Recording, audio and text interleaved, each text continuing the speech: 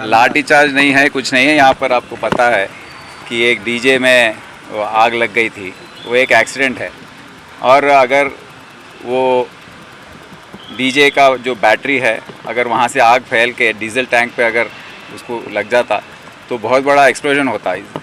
तो इस प्रोटेक्शन की वजह से, सेफ्टी मेजर्स की वजह से सबको बैरिकेड लगा के थोड़ा दूर रखना पड़ा। और उसको भी तोड़ के अगर थोड़े लोग आगे आए हैं तो उनको रिक्वेस्ट करके पीछे जाने के लिए कहा गया था। तो उसको लाठीचार्ज आप कहेंगे तो वो बुरी बात है। ये पब्लिक के सेफ्टी के लिए किया।